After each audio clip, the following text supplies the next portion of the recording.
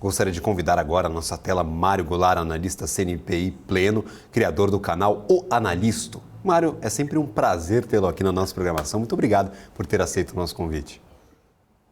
Boa tarde, obrigado pelo convite. Boa tarde para vocês, não só para você, mas também para o pessoal que está aí no background da BMC, que sempre me recebe muito bem, é muito um grande suporte para mim. Boa tarde para o pessoal que está nos assistindo. E pois é, né? Temos aí uma tarde que o bom humor da semana parece que voltou pesado, né? Não, exatamente. Para quem falava que não, o mercado agora caiu na graça de Fernando Haddad. Eu escutei esses comentários recentemente, falando, não, o mercado está muito animado com o arcabouço fiscal. A gente teve realmente uma boa valorização no dia de ontem. Começamos o dia com 2% de alta, caímos ali um pouquinho, fechamos com 1,89%. E agora nós temos o Ibovespa 1,65% de queda, voltando aos 101.998 pontos. O que aconteceu de ontem para hoje, Mário? É só movimentação normal? O pessoal está digerindo ainda esse arcabouço fiscal? Está tentando responder as perguntas que ficaram aí com essa apresentação? Que foi um arcabouço, foi uma apresentação formal, mas peronomútil, né? Não tem o texto finalizado, não tem o texto final. Como é que você analisa esse movimento de mercado? Muita volatilidade entre um dia e outro e falta de notícias. Nós não tivemos grandes notícias no dia de hoje sobre a condução da política fiscal aqui no Brasil. Pois é, né? É uma situação bastante complexa. Tinha muita expectativa em relação a esse arcabouço. A gente lembra que é, todo mundo, acho que desde de antes da própria eleição do Luiz Inácio como presidente, vinha se perguntando como é que vai ser a política econômica, o que vai acontecer, o que vai ser feito, como é que ele está enxergando a visão principalmente fiscal, né? Como é que ele vai equacionar todas as promessas feitas aí no campo social versus uma situação fiscal que está complicada. Então estava todo mundo numa expectativa grande. Pra você ter uma ideia do nível dessa expectativa, quando começou a se falar em Fernando Haddad na Fazenda, o pessoal ficou desesperado, porque estava todo mundo esperando um Meirelles, todo mundo estava esperando um Luiz Inácio modelo 2002, né? Modelo Lulinha Paz e Amor, trazendo aí um cara bem aceito pelo mercado, que pudesse trazer mais confiabilidade e previsibilidade para a questão macroeconômica. E durante a campanha toda, Luiz Inácio se esquivou de fazer qualquer comentário, qualquer resposta. Ele simplesmente não tocou no assunto gestão macroeconômica. Ele disse meramente que sabia o que fazia, que no primeiro governo dele tinha sido um grande sucesso, e beleza, e ia ser por aí. Bom, primeiro a gente contesta aí esse grande sucesso. Na verdade, ele capitalizou um pouco a boa situação que ele pegou do governo anterior, e o grande mérito dele foi não fazer as besteiras que ele falou a vida inteira, que dizia que iria fazer, né? Então, ele ele rompeu, de certa forma, com as diretrizes do partido, que em 2001, antes da eleição, tinha publicado um documento chamado A Ruptura Necessária, ou seja, esculachando a política econômica do Fernando Henrique, dizendo que precisava mudar tudo. No fim das contas, ele falou, não, vou fazer a política do Fernando Henrique aqui, coordenada pelo Henrique Meirelles, e vamos em frente. Bom, nessa eleição, o que aconteceu foi que ele ficou quieto, ele não disse nada, ele não se manifestou sobre política econômica. E o pessoal foi empurrando com a barriga, e todo mundo achando, não, a hora que ele chegar lá, ele vai botar um Meirelles. Bom, ele botou o Haddad. Foi um choque, né? Todo mundo ficou desesperado com a notícia do Haddad, mas o Haddad, perto do pessoal do resto do PT, vem se mostrando um moderado. Então, parece bizarro a gente dizer isso, mas o Haddad é o grande fiador da responsabilidade fiscal no mercado. Porém, o que se apresentou em termos de arcabouço fiscal, eu ouvi um comentário que eu gostei muito, que disse assim, esse arcabouço fiscal é o seguinte, é aquela declaração: eu sou corintiano, mas eu me emociono vendo o Verdão jogar e meu coração bate mais forte quando o tricolor entra em campo, sem contar que eu tenho profunda admiração e até uma certa paixão pelo Santos, lembrando aí da era Pelé, sem esquecer que o meu segundo time é o moleque travesso da Rua Javari e eu gosto muito da Lusa, né? Ou seja, é aquele negócio, eu quero agradar todo mundo, então eu digo que eu vou fazer superávit, sem cortar gasto, sem aumentar impostos, então ficou uma situação um pouco complicada. E parece que o pessoal foi digerindo, havia um certo entusiasmo na quarta-feira à noite, né, quando foram dados mais ou menos os detalhes, puxa, vamos zerar o déficit em 2024, fazer 0,5% de superávit em 2025, 1% em 2026. Mas à medida que o pessoal acho que foi lendo melhor o que tinha e tentando entender, o pessoal falou, peraí, não tem nada de substantivo aqui, ninguém está explicando como é que vai fazer, como é que vai ser a questão tributária, vai ser só taxar jogo de azar? Será que isso vai ser suficiente? Provavelmente não, então deve vir taxação aí. E o mercado começou a ficar preocupado de novo. De novo, falta substância. O número 2 da Fazenda, o Gabriel Galípolo, puxa, legal, o cara que conseguiu fazer banco dá prejuízo, né? Então, autor de livro sobre macroeconomia keynesiana e desenvolvimentista junto com aquele cara que foi presidente do Palmeiras, o Beluso, Luiz Gonzaga Beluso. Quer dizer, são caras que têm uma visão não muito fiscalista da coisa, então eles não podem falar muito de arrumar fiscal. É um assunto que não lhes é muito claro. Então, eu acho que o mercado começou a olhar e perceber que isso aí não está legal, que não está bem explicado, que a conversa não está muito bem delineada. Some-se a isso que esse negócio tem que passar pelo Congresso. E a gente está vendo a situação política no Congresso brasileiro também não está das mais inspiradoras, né? A gente tem visto aí as brigas do Arthur Lira com o Rodrigo Pacheco em função sobre a definição do rito de tramitação da apreciação de medidas provisórias. Então você vê que o mercado não está muito animado. Ele teve um momento de ânimo ontem, mas parece que foi assim, de vez em quando isso acontece, a empresa publica o balanço e parece um negócio bacana, aí o pessoal para ler as letras miúdas do balanço, ali o pessoal começa a ler aquelas linhas pequenininhas, notas explicativas ali da parte contábil do balanço, e começa a dar aquela preocupação, opa, não era bem isso aqui que está aparecendo, e aí a ação sobe um pouco na abertura do pregão, porque reportou um lucro por ação gigantesco, não sei o quê, aí o pessoal vai olhar o detalhe da coisa e a ação cai. A minha sensação é de que aconteceu isso. Ontem o pessoal animou, né? Aliás, já vinha animando desde o começo da semana, vamos lembrar que na semana passada a Bolsa terminou ali com...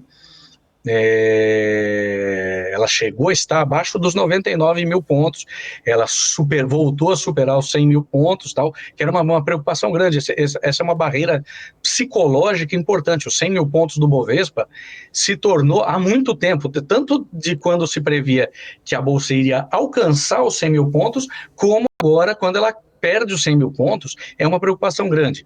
Então, ela foi subindo no entusiasmo de que não, o arcabouço é legal, tem coisas interessantes, ele está bem estruturado, e quando o pessoal foi lendo, parece que não achou uma substância aí.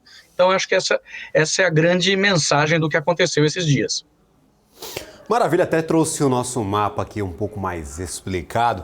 O Ibovespa caiu bastante, chegou aos 97.926. A sexta-feira foi um dia de recuperação e nesta semana a gente não viu nenhum pregão negativo até o dia de hoje com essa forte queda. Então, nós tivemos uma boa escalada com essas expectativas da divulgação do arcabouço fiscal. O dia aqui de disparada do arcabouço, a gente chegou a oscilar acima dos 2% de variação e fechamos com 1,89%, como eu já trouxe aqui algumas vezes durante o nosso programa. E hoje, claro, 1,51% de queda. Então, o Ibovespa aqui tentando se encontrar, se achar. Nesse finalzinho de dia, se nós abrimos aqui o nosso mapa de 15 minutos, de 30 minutos, vai.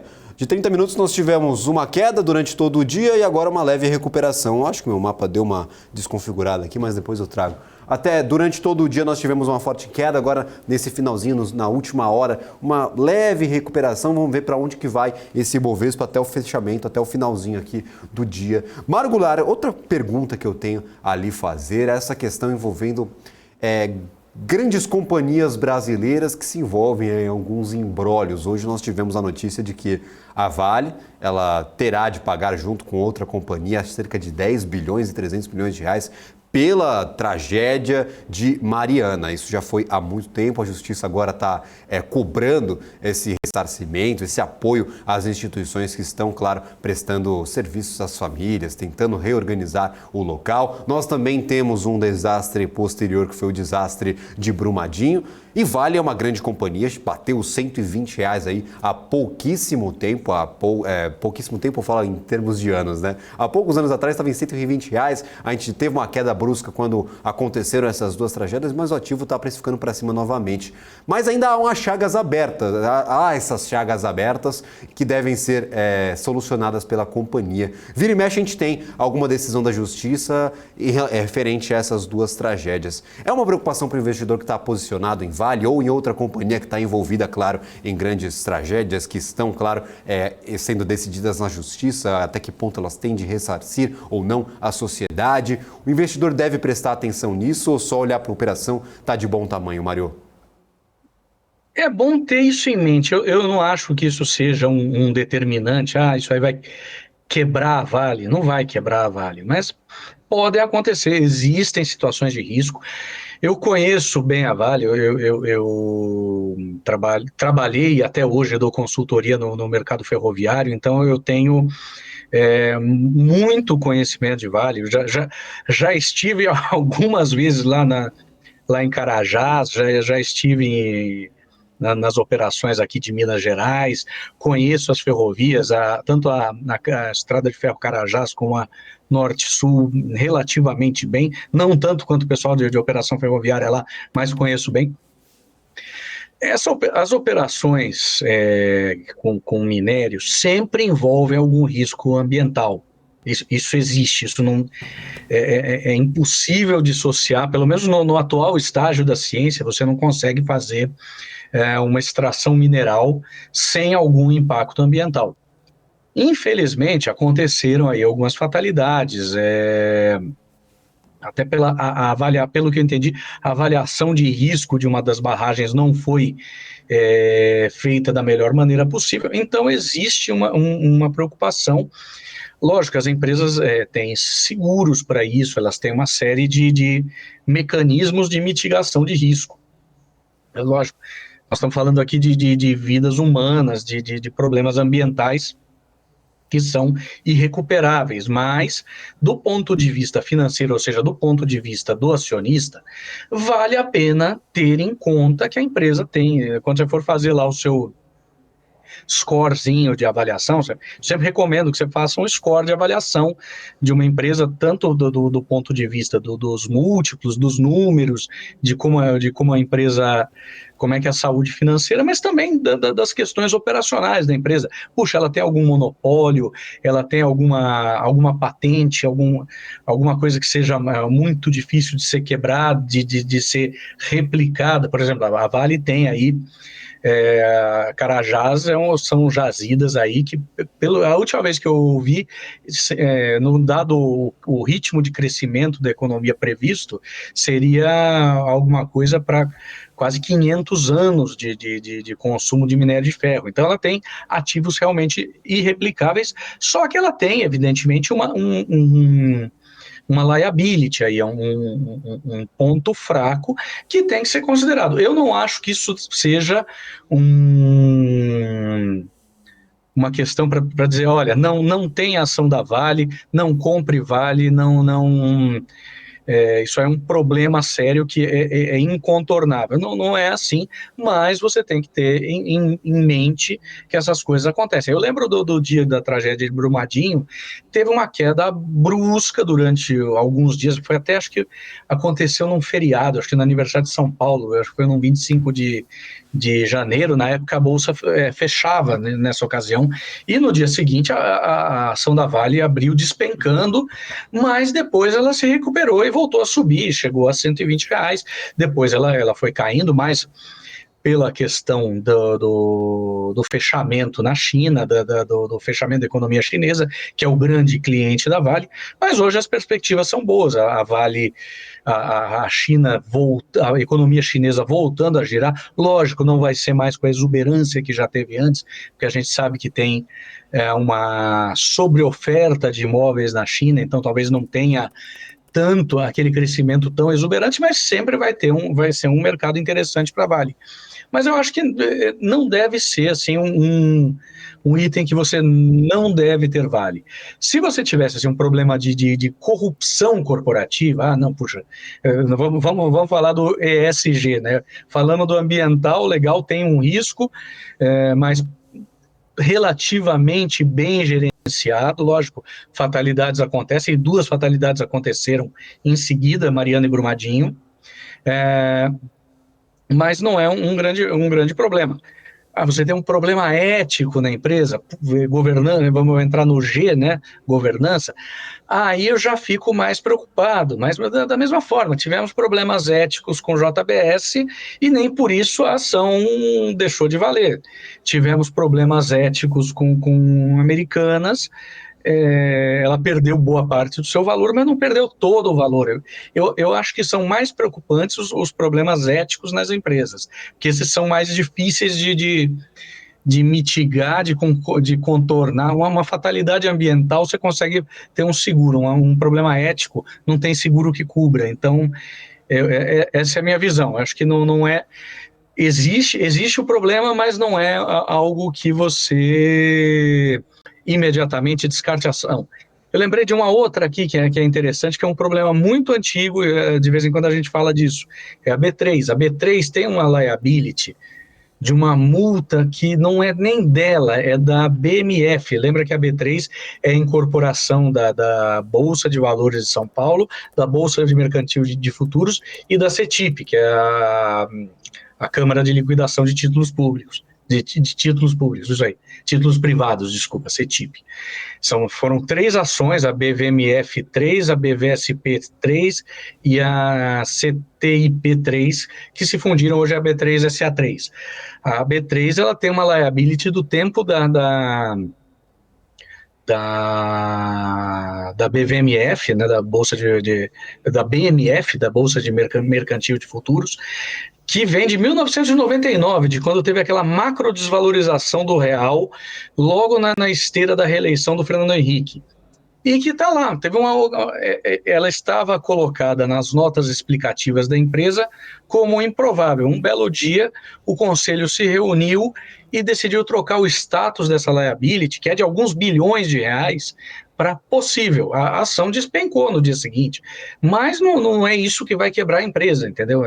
Mas é sempre importante que o investidor tenha em mente todos os riscos e que ele procure conhecer tão bem quanto possível a empresa que ele está investindo. Então, a Petrobras tem um risco de ser uma empresa do governo, isso é um risco. Você tem aí, por exemplo, uma possível mudança de lei das estatais, que pode ser um problema, Eletrobras, idem. Então, esses, Banco do Brasil também, você tem que conhecer bem os riscos, tentar entendê-los dentro do possível, lógico, nem os executivos da empresa sabem direito todos os impactos e podem prever com 100% de certeza todos os impactos de uma liability desse tipo, mas ele tem que levar em conta.